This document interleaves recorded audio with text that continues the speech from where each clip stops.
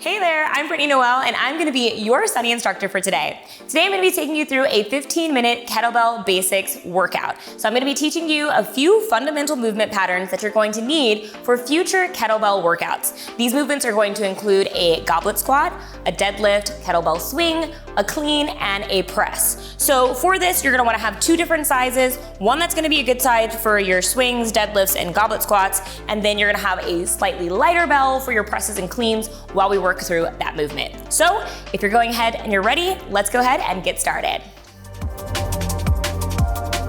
Hey there, I'm Brittany Noel, and I'm gonna be your study instructor for today. Today I'm gonna be taking you through 15 minutes of kettlebell basics, so go ahead and grab your kettlebell and let's get started.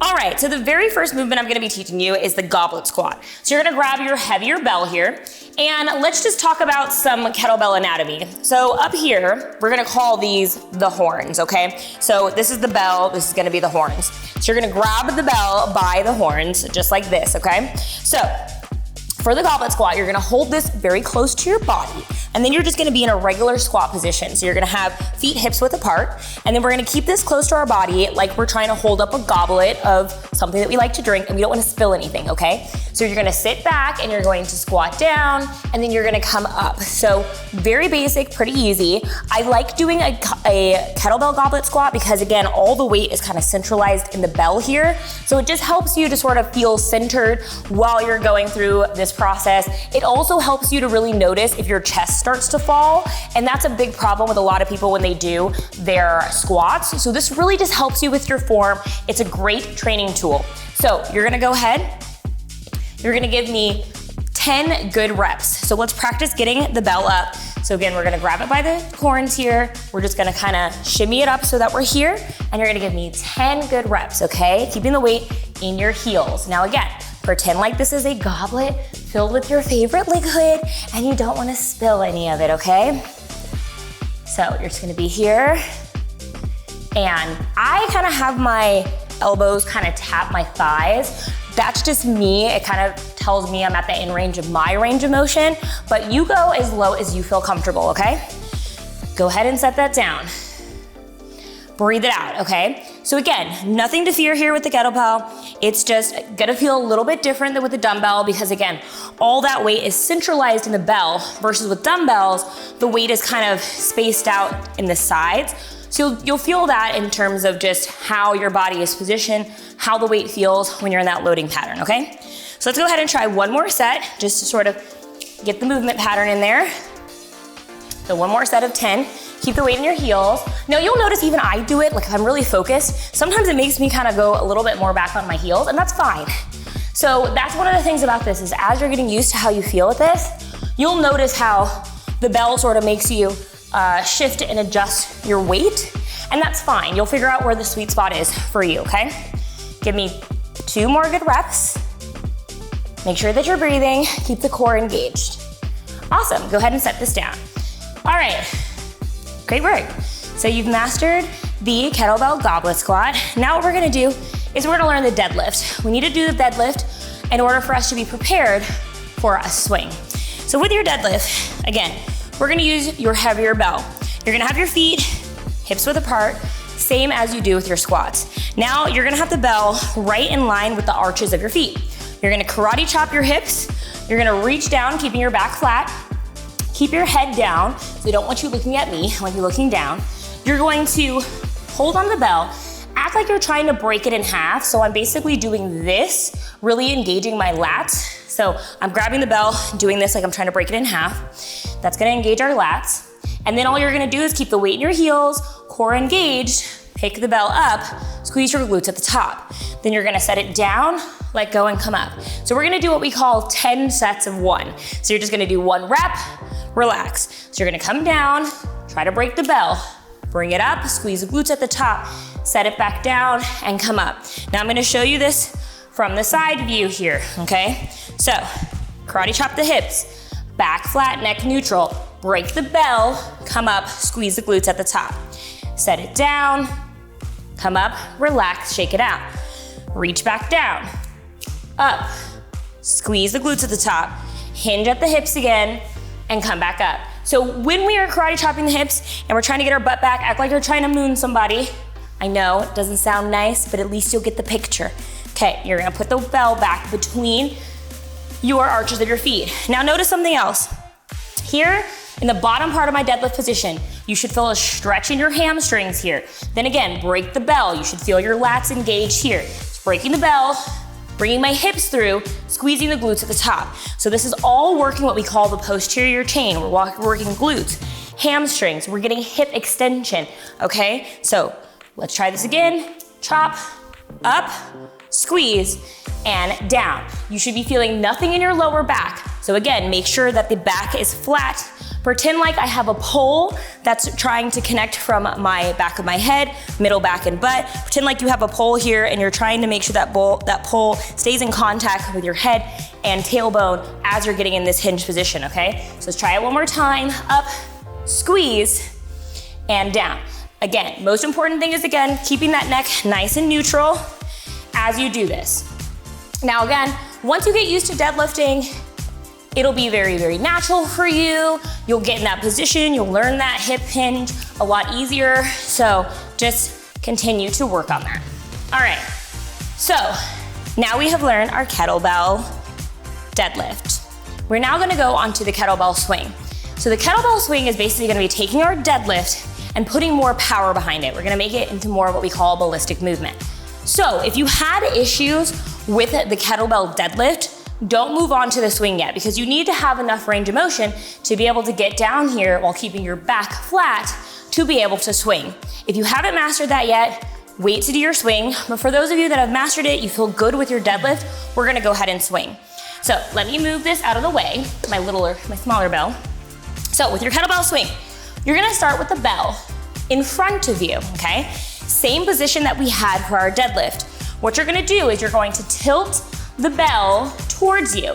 Then what we're gonna do is we're gonna hike the kettlebell backward, like we're trying to hike a football, and we're gonna use the momentum to pop the weight forward. So with kettlebell swings, it's a posterior chain exercise, which means we're using, again, glutes, hamstrings, and our hip power to basically thrust the weight up. So it's not me doing this. I'm not doing a shoulder raise with the kettlebell. I'm actually using the momentum from my legs to pop the weight up so that the kettlebell feels almost weightless at the top. So remember, this is for your legs. It's not an upper body exercise. The arms are just a tool basically to hold on to the kettlebell. So let's try to do 2 reps here. So you're gonna be here, hike the bell back, up, breathe at the top, okay? Then set it down like this. So the start and the end of the kettlebell swing are the most important parts. Notice at the top when I'm here, I'm engaging my lats again, sort of like how we broke the bell with the deadlift. When I'm at this part, I'm going breathing. I'm using my core and my lats to slow down the momentum of the bell. And then also, we wanna control the swing back. So you don't wanna let the bell take over where you're kind of doing this, right? We don't wanna be rolling at our back at all. We wanna make sure that we are engaging in the core, we're swinging, stopping here, everything's engaged here, my lats engaged, my core is engaged, I'm strong at the top. Also, another thing with kettlebell swings, we're not trying to do a swing with the bell all the way up of our heads. Notice that when I swing, I stop here, almost making T-Rex arms. So I kind of keep a nice slight bend in my elbows. So watch again, hike, up, up, breathing. I'm letting my lats stop the movement. It's almost as if my hips are popping the weight up and gravity is about to take over the bell, and I'm just using my lats to stop it. When you're ready to stop, you bring it here, bring it out in front of you, okay? So again, the start and the stop are the most important parts of your kettlebell swing. So let's practice that again. Hike it back, up, 2, and 3, bring it down, hike in front of you, okay? So it's hike up, hike down. Remember, I'm using my lower body to power the weight. So here, hike, one more. Excellent work, bring it out in front of you. Okay, so that's your kettlebell swing. You're gonna work on it. Now we're gonna switch to our smaller kettlebell here. I was gonna call it a smaller deadlift. I'm silly. Okay, so now we're gonna do a kettlebell clean. Actually, I'm gonna reverse this for you. No, we are. We're gonna do a clean because that way we need to be in that position to do the press. So we're gonna do a kettlebell clean. How this works is, basically what happens is I'm picking up the weight and I'm basically making it so that this is gonna rotate around my hand and end up here. How is that gonna happen, you might ask? So when you use your kettlebells correctly, at this point in the clean, the kettlebell should feel weightless. I know it sounds weird right now, but again, this is all about using your lower body. So we're gonna have enough momentum to where at this point, the kettlebell will feel weightless and you can basically wrap your hand around the bell. So it'll look like this. So what I'm doing is just, the kettlebell is essentially weightless at this point, and I'm basically just moving my wrist around and up here. Now, you're definitely gonna have a few banged up wrists to start, okay? So that's why I put my watch on the inside. I start off my clients a lot of time with wrapping their hands, like with like boxing gloves, the wraps that you use for boxing. You put those around just for padding, because as you get used to this, it's not gonna bang. But beginners, it's gonna happen. So how it's gonna look, we're gonna be slightly rotated here. I'm gonna go up, and it's gonna end up here. We call this the rack position. The rack position is where we're gonna have the kettlebell for a lot of different racked movements, including our press. So you wanna get used to having a clean. Most important thing when we're in the clean position, you want your wrist to be straight. You want your wrist to be closed, fist closed, because a closed fist means that we're gonna have more shoulder stability. And you wanna keep it nice and close to you. So you're gonna end up kind of here with the bell resting on your bicep, sort of, and it's like right in the crook of my armpit here. So let's try 3 movements. So I'm gonna be here, I'm gonna come up, have it here. So we're gonna do 3 on each side. Notice that when I'm coming down, the bell is rotating back down. So I'm up, rotating around, down. So I'm gonna show you quicker. Okay, that's quicker. We're gonna do the other side. Up, use the momentum, and I'm getting the kettlebell. Now notice the bell is rotating in my hand. So I'm rotating my hand around the bell to get it on the outside of my wrist. So think about it too. You wanna think about like zipping up your body. So really it's like close to my body, I'm zipping it up and then doing this. So you're like zip, okay? I know it sounds weird, but the more you do it, the more you'll get it. So think about this, zoop. See, I just zipped it up and I'm here. Again, if it bangs, you'll get used to it. You might get a little callus. We have those. I wear gloves a lot of times when I kettlebell lift, so maybe get yourself some good gloves, but as you get better at kettlebells, you'll get better at the clean. All right, last movement we're gonna learn is the press. So in order to do a kettlebell press properly, you're gonna wanna have yourself starting in the rack position, okay? So you're gonna have your feet hips width apart. I'm breaking my own kettlebell law. Let me bring my bracelet up. Normally I tuck it underneath my gloves. Okay, so feet hips width apart. You wanna have your rib cage down. Now, you should only be doing an overhead press if you have shoulder mobility to do so.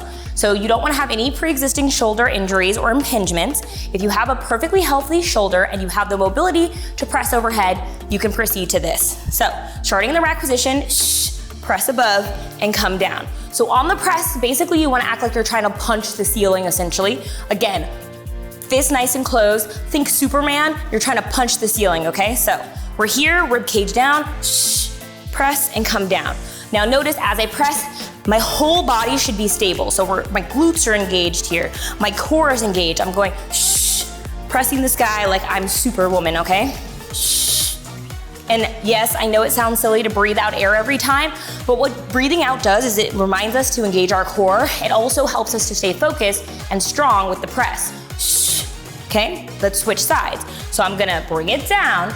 Now I'm gonna have my other hand, we're gonna clean it up. So now I'm on this side. Remember when we press, keep this wrist very straight, okay? And press. If you need to have softness in your knees, don't lock your knees out. So you want nice soft knees, and press, okay? So the kettlebell press we're gonna use in a lot of different movements. Sometimes we'll do like a lunge to a press. Sometimes you might end a complex with a press.